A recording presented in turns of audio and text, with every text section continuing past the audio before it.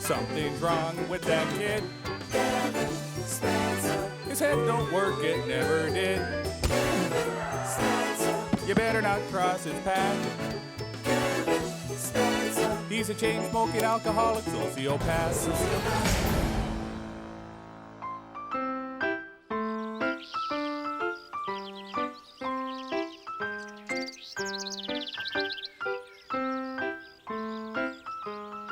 It was Wednesday afternoon, and Kevin had another appointment with Mr. Franklin, the prison psychiatrist. Kevin had more appointments with Mr. Franklin than any other inmate in the prison. Kevin's dad said that was because his head was a whole lot more broken. They were meeting in a new office this week because Kevin had shown up for his last appointment with a head full of glue and had set Mr. Franklin's old office on fire. Kevin set a lot of fires because his imaginary friend Allen the Magic Goose told him it would make him popular with the other inmates. Allen forgot to tell him how the warden and guards felt about fires. Kevin sure wished he had remembered, because he didn't much like getting hit with nightsticks and flashlights. You seem to both desire to fit in with the crowd, yet you constantly undermine that goal by a pattern of aggression towards them. I suspect your fear of rejection by your peer group overrides your desire to become one of them, causing you to subconsciously sabotage yourself. It's a classic case of low self-esteem, manifesting itself in self-destructive behavior. That tells me that deep down, you believe yourself unworthy of the friendship and camaraderie you so desperately seek. Blah, blah, blah. Hey, Psycho, I dare you to set his desk on fire.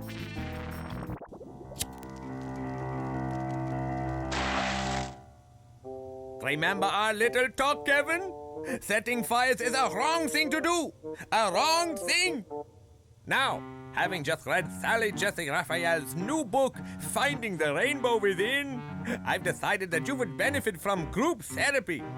In the meantime, I feel it would be a good use of our time to continue one-on-one to try and get to the root of your anger issues.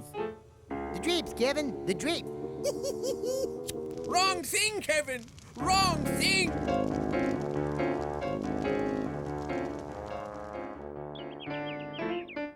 Kevin was 10 years old, and he'd just been caught shoplifting smokes and lottery tickets for his parents and some comic books and cough syrup for himself.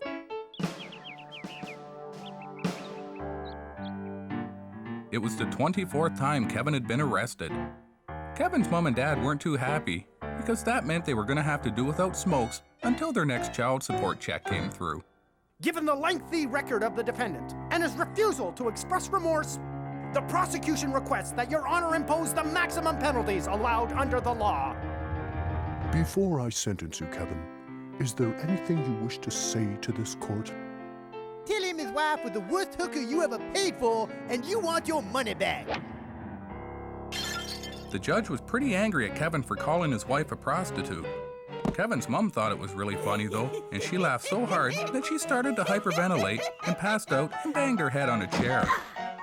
Kevin's dad thought this was even funnier, and he laughed so hard that he wet his pants. Kevin's dad wet his pants a lot because the years of drinking had pretty much wrecked his liver and bladder. Rather than sending you to a juvenile facility, I've opted to sentence you to 3 months of community service on a government-subsidized farm. I would also recommend that your mother and father enroll in a parenting class and that upon your release, you all attend meetings with a family therapist. My head ain't busted, you effing a-hole. Jeez Louise, Judge. Welfare don't hardly cover bingo and booze. We ain't got no money for fixing the boys' mentals. This is your son we're talking about. I suggest you start taking his development seriously. He'll never amount to anything if you two degenerates refuse to become better role models. Kevin's old man wasn't in the mood for a lecture. He figured he'd show that judge a thing or two, so he took the bottle of wine from his coat pocket, finished the little bit that was left, and threw the bottle right at the judge.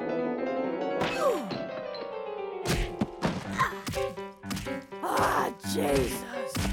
Not again. I'll wait for you, sugar. Mama loves you.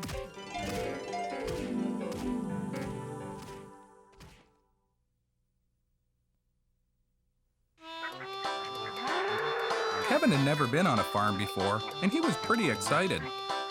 The man who ran the farm said his name was John McCaffrey, but that his friends called him Chewy because he chewed so much tobacco. Kevin thought Chewy was the coolest person he'd ever met. That night in his bunk, Kevin decided he'd try chewing some tobacco. Chewy hadn't explained the difference between cigarette tobacco and chewing tobacco to Kevin. Kevin threw up for 6 hours. He finally fell asleep at 5 in the morning.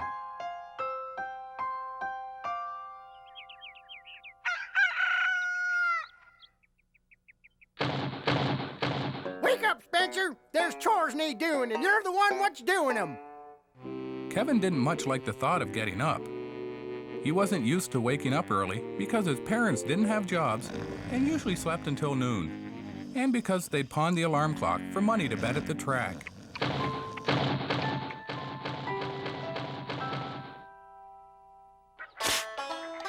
Fill the trough and mind your step. Pigs nearly trampled the last boy to death, and he was bigger than you.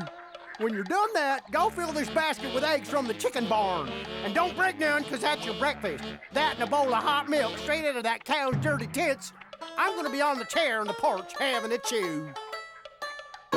Giddy up, go, delinquent. Kevin really wanted to impress Chewy, so he decided he'd try extra hard to feed the pigs properly. The pigs didn't seem to care much that Kevin was new at this, and they kept knocking him down. You don't gotta take that.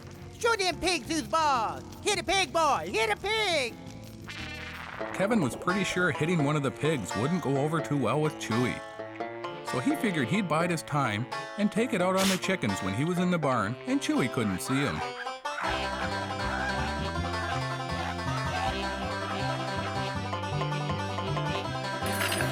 Eat fast, kid. You got 7 miles of fence to put in. Half a mile a day gets you supper. You get more done, I'll see what I can do about an extra blanket. Listen, Nat, and you'll be wishing you were back with the pigs.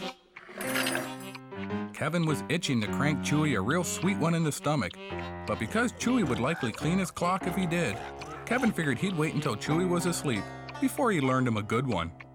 Time's up, punk. You pick up where the last boy left off. You need anything, I'll be in my chair having a chew.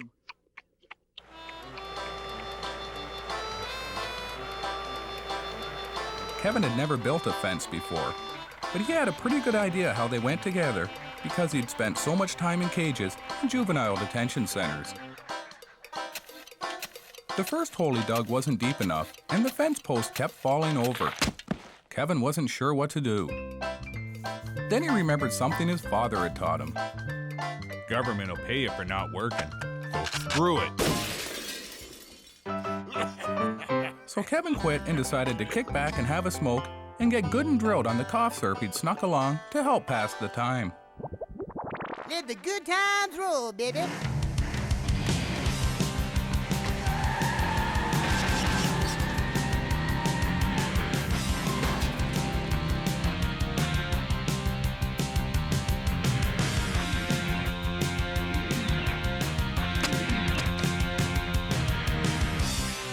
After a couple of hours of good times, Kevin ran out of cough syrup and was down to his last 2 smokes.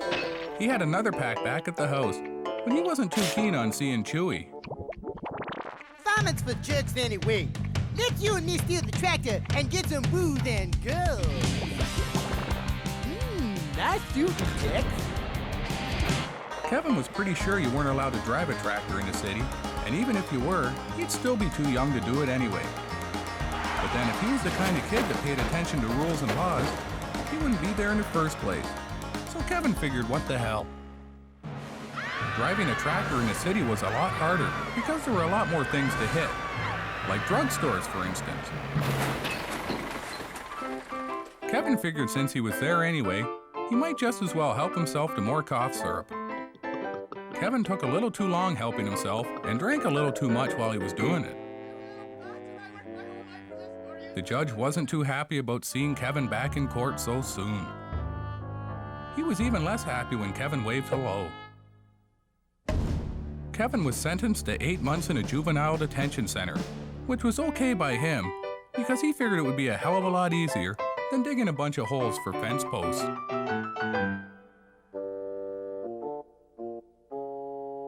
I'd like everyone to welcome our newest member. This is Kevin Spencer.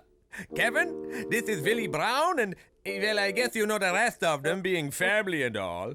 Hey, boy. What's doing, Kev? Why don't we pick up where we left off last week? Mike, you were telling us about your anger problems. You're damn right I was. Booze makes it hard for me to control my temper. Me too. Ditto, muchacho.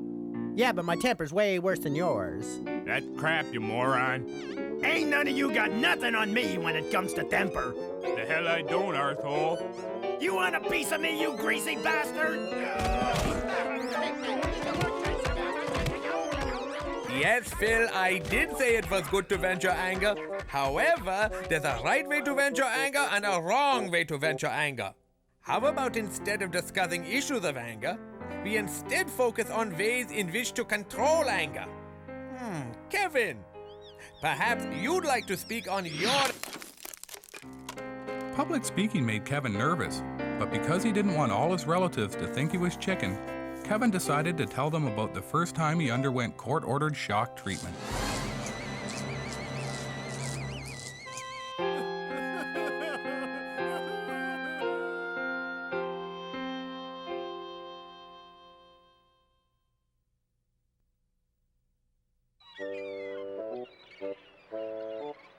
Everyone, we have a special treat this week. This is Elizabeth Armstrong, and she's brought her crystals. She's going to help us talk through our issues of alienation and hostility and offer some constructive criticism that will help us all develop into better people. We're very fortunate to have a woman of her expertise. Her list of credentials is awe-inspiring, including 3 years as a researcher for Oprah, 5 years as an associate producer on the Ricky Lake Show, and 2 years as a staff writer at Hallmark Cards. Miss Armstrong. Hi everyone. I'd just like to say that it rejuvenates my aura just being here. I am certain that by the end of today's session, we will all have taken a big step towards finding our inner ocean. I'd like to start with a breathing exercise, and then we'll take turns shifting the blame for our individual problems to society and your parents. Kevin thought Miss Armstrong was the prettiest girl he'd ever seen. He decided he loved her. Kevin really wanted to ask her out. Me, I figure it was because my dad was always working. He didn't have time for me when I was a kid. So when I turned 16, I quit school and I robbed a bunch of gas stations. I don't figure I'll never change. Never say never, Slappy. Remember, today is the first day of the rest of your life. She's hot for you, crazy man. Ask her out. First time I got arrested was for beating up some kid and stealing his bike. But you know, like you watch TV all the time and, you know, look in stores and whatever, and it's like there are bikes everywhere. And I didn't have one, you know. They shouldn't have been teasing me like that. That is good, Philip. The first step towards rehabilitation is the willingness to accept your portion of responsibility in your crimes. We all have our own bicycles to deal with, don't we? That is right. That is very good. Keep breathing and visualizing. Now, Kevin, would you like to share? Kevin froze in self-conscious fear. He wanted to tell Miss Armstrong how pretty he thought she was, but he couldn't say a word. Jesus, my boy's got it for you bad, Miss Armstrong. He always gets like that when he likes a girl, but he's too damn scared to do nothing. Kevin and Elizabeth sitting in the tree. K-I-S-S-I-N-G. First come love, then go.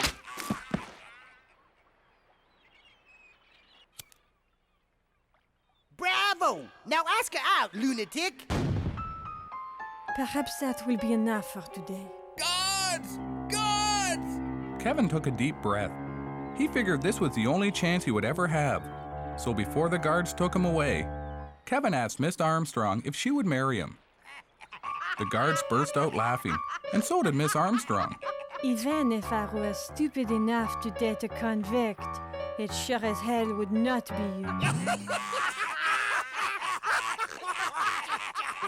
That night, Kevin sat in his cell feeling sorry for himself and drinking some contraband booze. He was really embarrassed by what Miss Armstrong had said, so he figured he'd break out of prison and get real jimmied up on prescription cough syrup.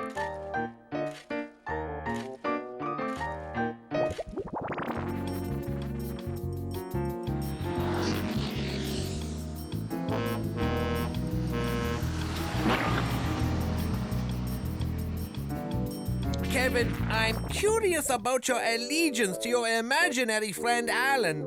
It seems as though he has a hold on your psyche that effectively establishes a master-slave relationship, wherein you feel powerless to say no to his commands. I think it would benefit us both if we were to further explore your relationship with Allen and your subconscious desire to please him.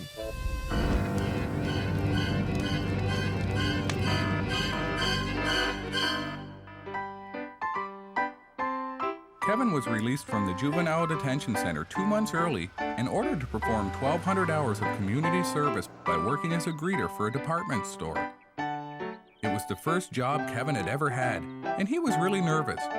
So before he went in, he drank 2 bottles of prescription cough syrup and had a few smokes, just to take the edge off. You're late, idiot.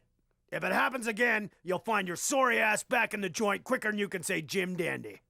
Put on this tie, go stand by the front door and make nice. Kevin stood by the front door and said hello to the first few customers.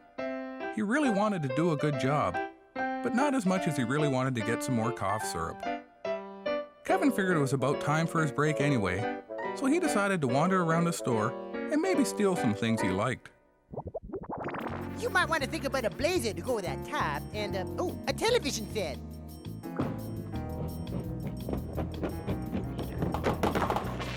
It was family day at the department store, and they were having a big Mother Goose in-store promotion.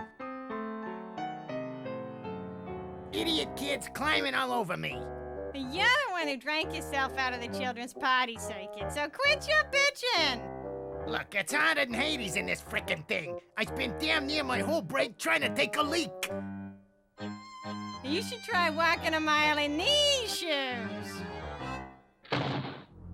Break's over, losers. Get your asses back out there and make the kids happy. Sell, sell, sell. Get the little bastards harping at their parents for new toys. Tell them their parents promised you they'd buy the kids whatever they wanted.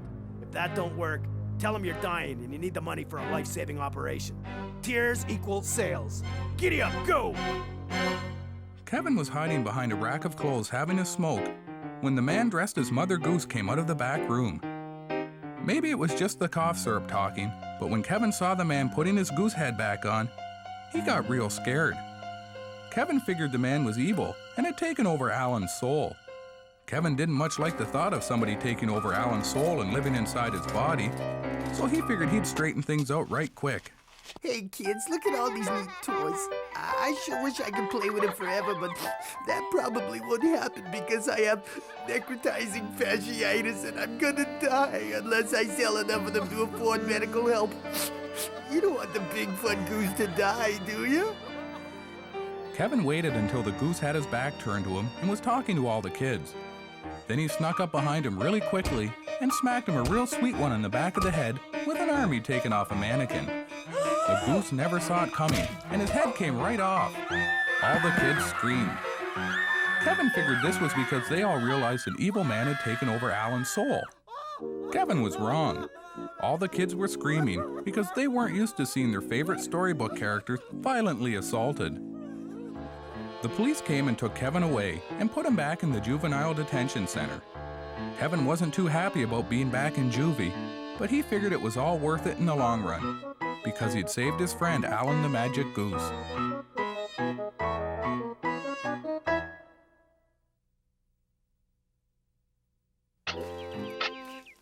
It had taken Pete almost 2 weeks to dig the escape tunnel.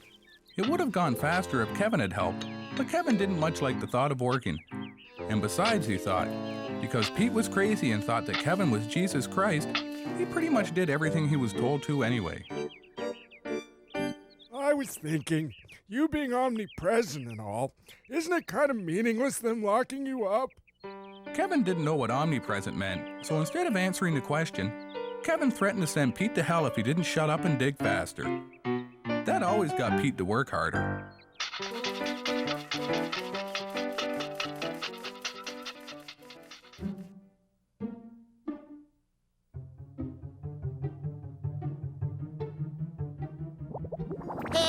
Brokenhead, let you, me, and the big crazy freak get some booze and girls. Kevin and Pete decided to go to Big Al's house of simulated coitus.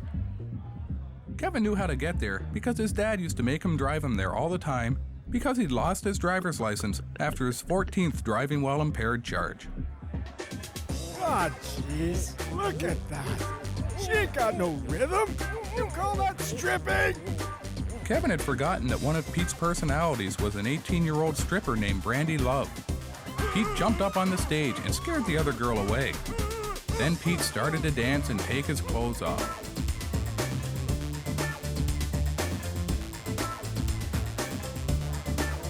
The other people in the bar weren't too happy about that, but no one said anything because Pete was so big and it was pretty obvious he was insane. Kevin figured he'd better go before the cops came, so he stole all the tip money from a few tables and snuck out the back door. Shut your hole, you unemployed son of a bitch, and give me a smoke. Get your own damn smokes, fatty. Kevin's mom didn't like to be teased about her figure. She was about to learn Dad a thing or two when Kevin walked into the kitchen. Kevin hadn't seen his parents since his father's parole hearing 2 weeks ago, and he was really happy. You got any smokes, boy? Everyone was real happy to see each other, so they decided to celebrate. Mom was already pretty tanked when Kevin had shown up, so she didn't celebrate for too long.